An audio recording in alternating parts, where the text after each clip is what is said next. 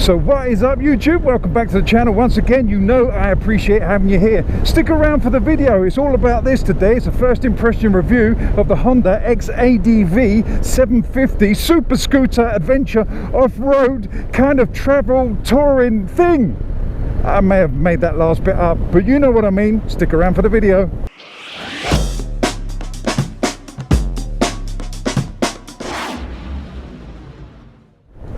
Thanks for sticking around. Now before I get into it, I'm going to do my usual thing where I'll tell you a little bit about myself. I'm 6'2". I'm quite wide in the shoulder. I'm 16 stone and I've got long thigh bones. That's not just for the ladies, that's just to give you an idea of my body shape and my weight and how I fit on bikes and how I get to the conclusions that I get to, because my opinions are just my opinions. They're not manufacturers' opinions, they're not the shop's opinions, they're just my opinions. First of all, thank you very much Doble Motorcycles in Causden for letting me have this bike for a little while. It's one I've been wanting to ride for ages. Those of you that know my channel know I ride an Africa Twin, and I've also got a CRF 250 at the moment as well. So this adventure style off-road kind of thing is up my street.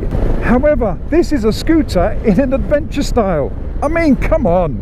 As I said, I've been wanting to ride this for quite a long time, ever since I first saw them. They look interesting.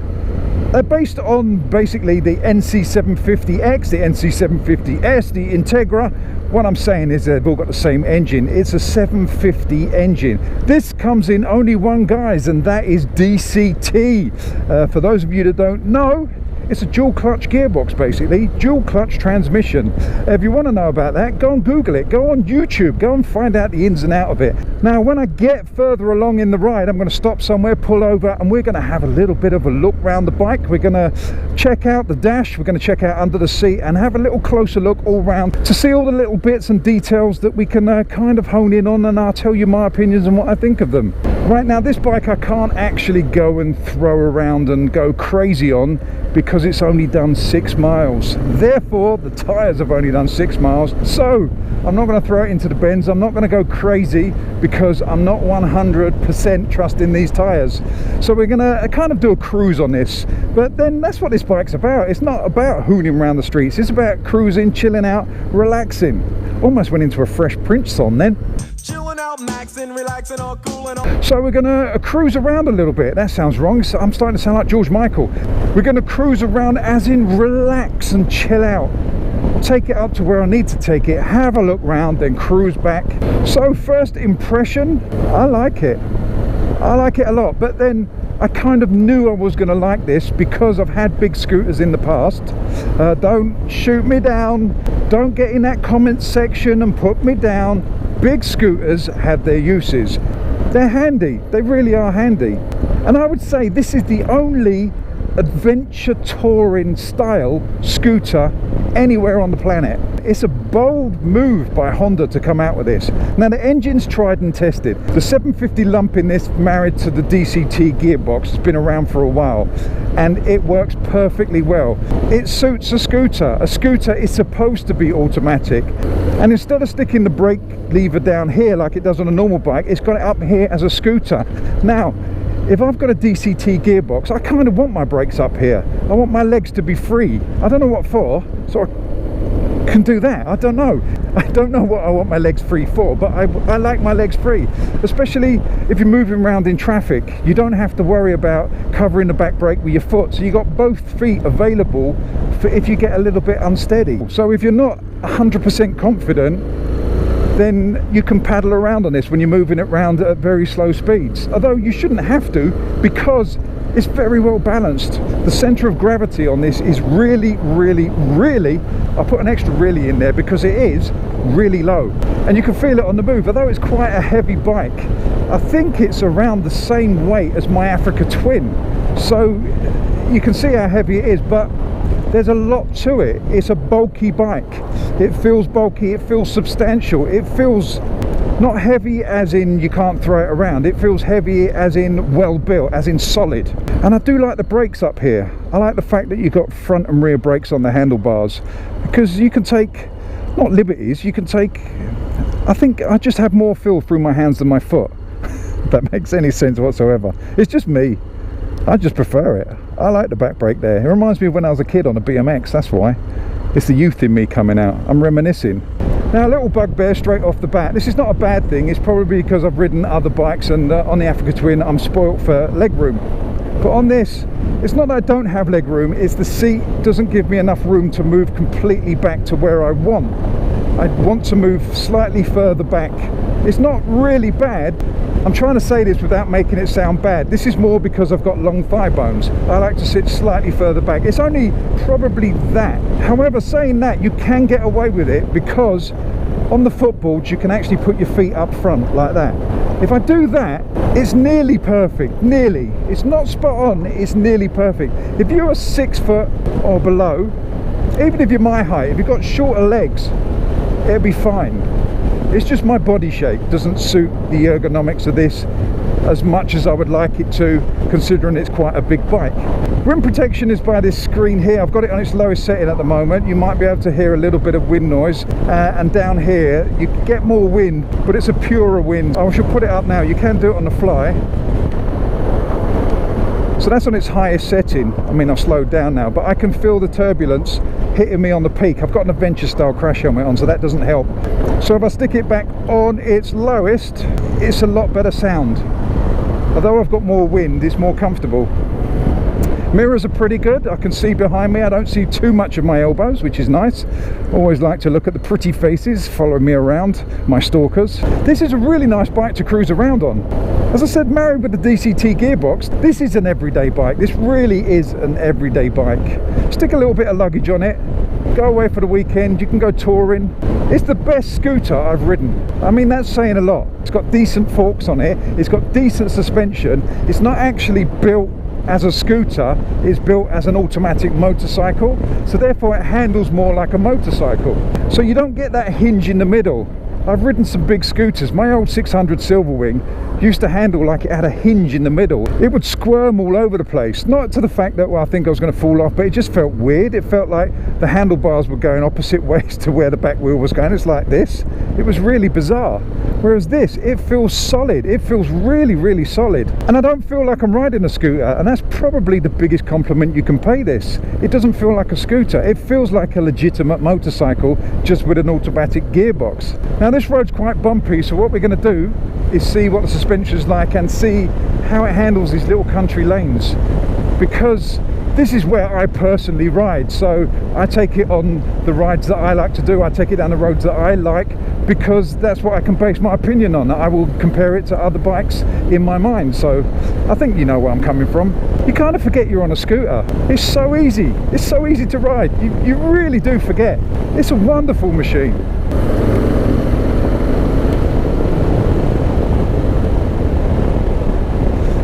The fact that I can just not trail brake, I was going to say trail brake then, but the ABS is on, so you can't trail brake with ABS on. I can just scrub off some speed and adjust the line just with the back brake, and it's nice to have it on a handlebar. I can just use one finger just to adjust the line slightly. Even with my feet fully forward, it still handles nice. You still get a little bit of feedback through the footboards. You can still push on them slightly to bring it round the corners. I mean, you obviously get more when you're putting it at the back there. When you put your feet back in normal kind of riding modes, you get more feedback, and you can push down into the footboard and you can push it around the corners.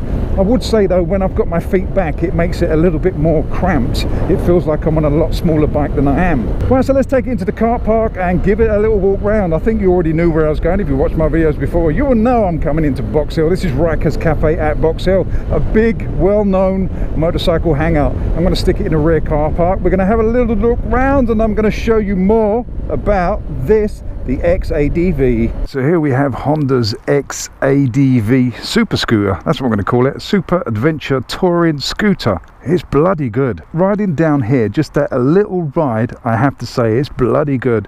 Right, so let's have a little walk round. Let's do a kind of front to rear, bottom to top, the usual way we do it. We just kind of make it up as we go along. Right, so let's start with the wheels. You've got a 120/70/17 on the front and a 160/60/15 on the rear, so slightly smaller on the rear than the front. They're both spoked, but they are tubeless tyres because they run this system with the spokes coming out here, they don't come out the inside, so you can run tubeless tyres on here, which I love. I like the fact they can do that on there on spoke wheels. That's pretty cool. Brakes are twin discs up front, one on the rear, ABS as per standard, Nissan calipers on the front, and I'm assuming, yes, Nissan on the back. Engine wise, it's the 750 lump that's in the NC 750X, the S, and the Integra scooter. This is based on the Integra scooter, so it looks kind of similar in shape. They've changed the bodywork and they've changed various things on it to make it this more adventure style, and this looks 100 times better than the Integra in my opinion. And as I say, it is my opinion. I like off-road bikes, so therefore I'm obviously going to be swayed towards this over the Integra. Plus it's in the same colours as my Africa Twin, so it can't go wrong, can it really? Forks wise, upside down forks, pretty big. Again, spec wise, if you want to know the specs on this machine, I didn't do my research. I don't read up on the bikes unless I'm actually interested in buying them, then I might read up on the bikes. I just go out, ride them, and give you my first impressions. Hence it's called a first impressions review. So if you do want to know any of the specs on this bike, I shall drop a link to this from the Honda website in the description below, along with the website of Doble Motorcycles, who have lent me this bike for now, right, which is these people here. So go and give them a call, give them a shout. If you're in the area, drop in for a coffee and say Mr. Fish sent you. Right, now underneath I've just noticed it's got a bash plate, so they are expecting this to go off-road. It will probably go on some gravel tracks, but I wouldn't like to take it too far off-road because of the length of the wheelbase. You might get a few things wedged under there. You might be a bit of a seesaw every now and again, but at least it's a metal one. On my CRF 250 Rally, that's plastic. Right, so the headlights are LEDs and they light up both sides, which I like. I like if you've got two headlights, light them up together. I like that. There are LED indicators on the front, LED headlights, which will be full beam LEDs, and these little running lights here and the normal lights. Let's move around to the back. On the back, LEDs, you can see the normal lights there, and the brake lights, I can see the little dots of their LEDs as well, and LED indicators, and you've got these massive reflectors here. So that's a pretty good idea. At night they will really light up if the headlights are on them, and they're quite bold, so should be a lot of vision on the back there. It's quite pretty from the back, don't you think? You don't have to agree with me on that. I was just stating a statement what I think. Right, now back round to the side, it's all enclosed bodywork, so you can't really see too much of the engine. You can see a little bit in there. There's a little radiator top-up thing there. I don't know how you get to it. You probably have to take all this off to get to it. There's probably an easy way, I don't know, but it's in there anyway. You've got a handbrake here. I know that sounds weird, but if you're not used to big scooters or DCTs, then they come with handbrakes, and that's basically because you can't put it in gear. If you are on a slope, like on a normal bike, you'll put it in first gear, stop it rocking and rolling, but you can't do that when it's in neutral. So you put the handbrake on it, it does that thing, it just locks it up and stops it moving around when you're on a hill. That's a good idea.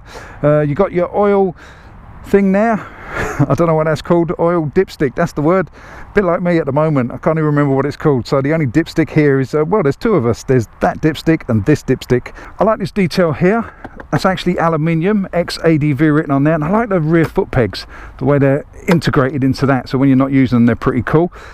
Exhaust, that's nice, isn't it? Now some of you will agree and some of you would disagree, but I think that is quite nice. Because it's an adventure style bike, they've got it swept up with the bodywork, which means it's not going to get too much water in there if you want to go through a big deep ravine. You're not going to, but if you wanted to, you wouldn't drown the bike. And it looks good. It actually sounds quite nice as well, considering it's a standard exhaust. It sounds pretty nice. I mean, I have heard NC 750s with aftermarket exhaust on, and they sound pretty deep and rumbly. It's a nice sounding bike, so I would do that with this. Although if I didn't want to, that is probably one of the best looking exhausts I've seen as standard on a bike. It is definitely the best looking exhaust I've ever seen on a scooter. Right, so around this side it's got a center stand. I'm going to assume that is standard because it's a scooter. It's a big maxi scooter or an adventure scooter. I know Honda are going to hate me for calling it a maxi scooter, but I'm basing it in the realms of the big scooters.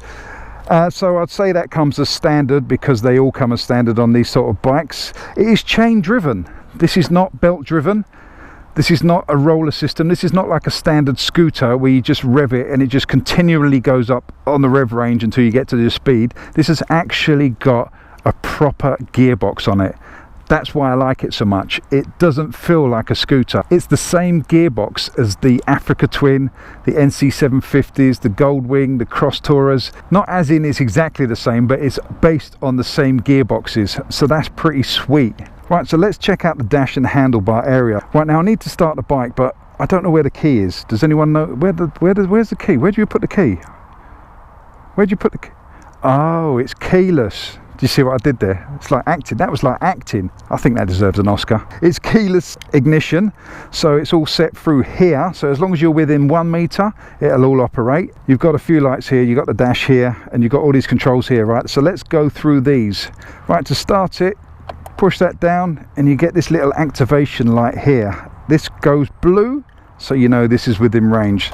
Turn it 1, and that will click on to number 1, which is your normal ignition. Right, so let's get this startup sequence so you can see that. So up here on the left you've got miles per litre. Here you've got your fuel gauge, you've got your clock here, you've got the day, the month and the year there. You've got your speedo here, your rev counter around the outside. This is your gear indicator. Your traction control level here. There's a box here, I don't know what that's for. I shall see if I can find out for you. It might not be for anything, it might just be there for aesthetics. Here you've got your air temperature, and down here you've got trip A. Now let's fiddle with the buttons up here. I press it once and it's changed there to average fuel consumption 11.3. It's gone down to trip B here. Right, so that just does that. So let's see what this button does. I think that's all it does. It kind of scrolls from your average fuel consumption. This is all on the same button, which is strange. So it does this one first and then does that one. So you change here, it's changed, but that one hasn't changed. And you press it again, that changes, and that changes to trip B as well. And then that's changed back, and then that changes to 22 miles total. Bizarre, but I suppose you'll get used to it. This doesn't seem to do anything, so I don't know what that's for. You've also got parking brake here, which will tell you this parking brake's on. This is your ABS light, your neutral light, and this is your, I suppose it's connecting like a kind of signal that it knows the key's in the area. Under here I can't really see, I'm trying to have a look. You've got your oil light, your engine management, your temperature gauge there. This is your traction control up here, your indicators, your full beam, and I can't see what the other one is. I think that's traction control off, because you can turn it off. You've got this G button here, which is the same as the Africa Twin. You press that and it's called gravel mode, and what it does is it sets it up for off-road. So I think it turns the rear ABS off and it sets the traction control up so it spins a little bit better and you can control it a bit nicer off-road. Right, so moving on to the hand controls. Brakes, front brake and rear brake. On this side you've got your traction control button here. It's a 2-stage traction control system according to the LCD screen here. I can only see 2 bars on there, so I'm assuming it's a 2-stage traction control system, 3 if you include completely off. I'm assuming, again, I don't know. If you want to look and you want to know, go in that description below, check out Honda's website, they will let you know everything. Also on this side you've got hazard lights, you've got your high, low beam and your push to pass. You've got a hooter there, or your horn, whatever you want to call it, indicators.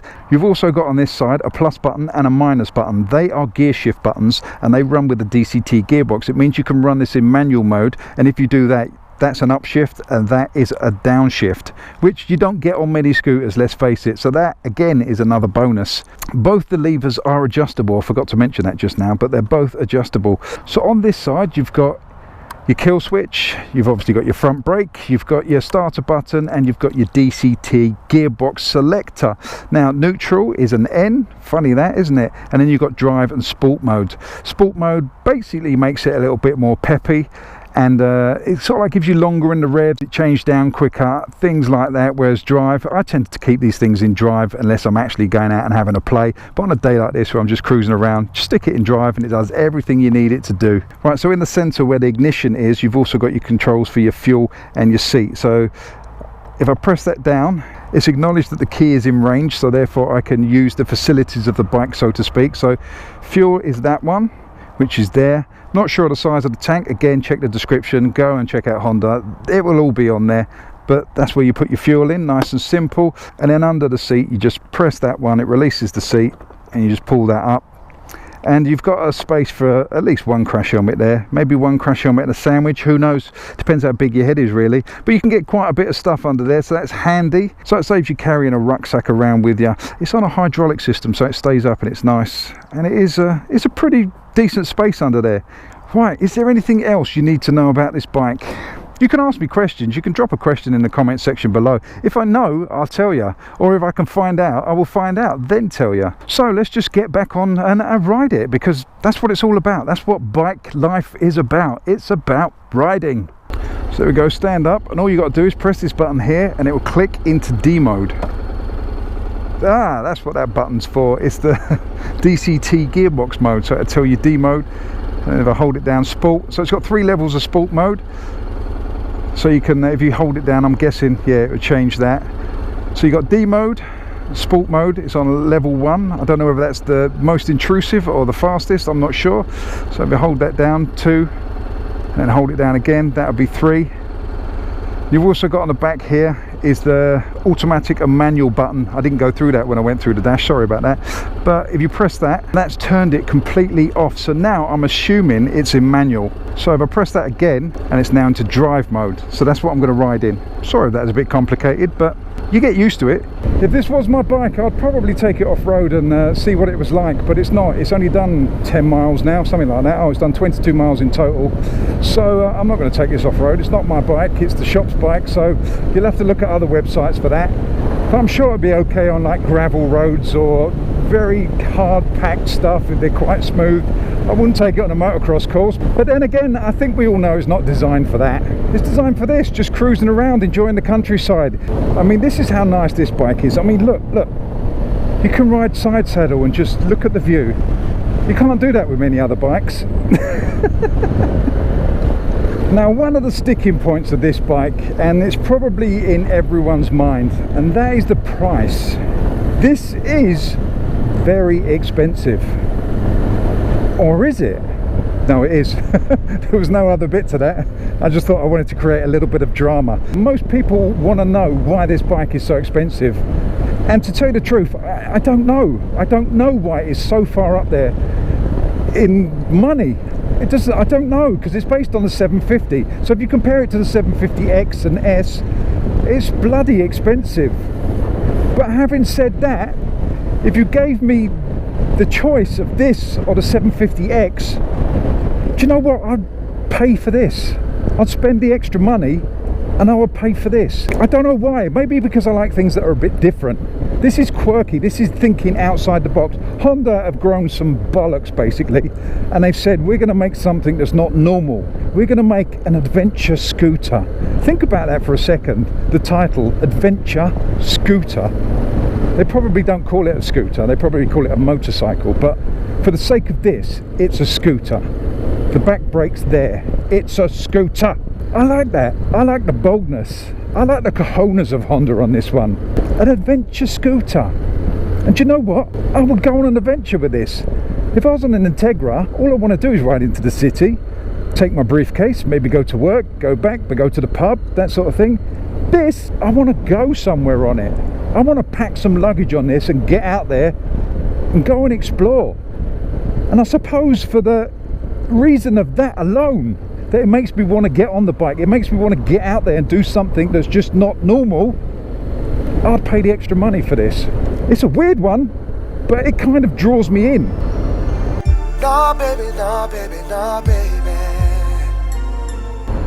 So let's summarize. What do I think of the Honda X-ADV?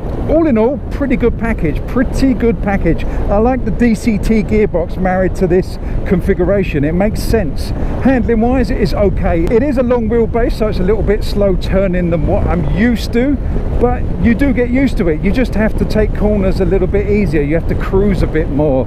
Comfort wise, it is okay. The seat could be a bit better for me, but that's for me because I've got long legs. Storage is okay. It's not great if you compare it to maxi scooters, but then you can't really compare this to maxi scooters because this is a completely different genre. This is in a category all by itself, so you can't really do that. You can get a crash helmet under the seat, which is pretty good. I like it. I really like it. It's nice and relaxing. It really is relaxing. It's a chilled out place to be. I mean, if you're an aggressive rider, don't come anywhere near this bike. It's not for aggressive riders. It's for people that are chilled out. I mean, I've no doubt that you can ride it quite fast, but it doesn't encourage you to. Chill out, relax, put your feet up.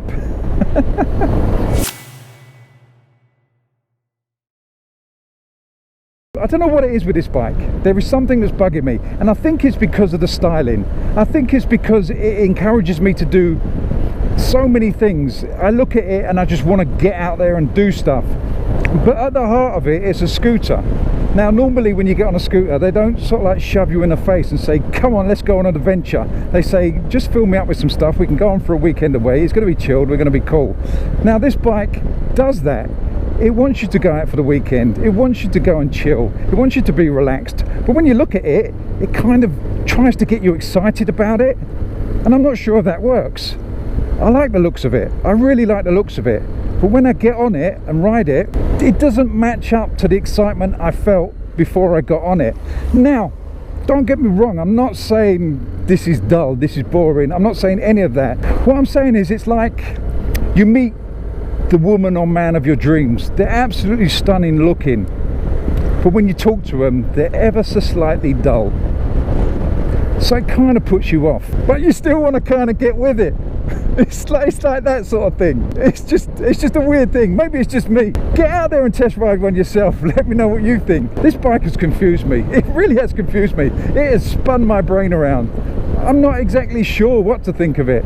So my first impression is I'm confused, basically. I'm confused.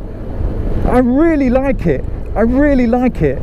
But I can't quite put my finger on why I really like it. So I'm going to end the video here. Thank you very, very much for watching. Really appreciate it. Don't forget to subscribe, to like, to share, to do all those things that you need to do. I'm going to see you guys on the next one. I love you all. Stay safe. Fish out.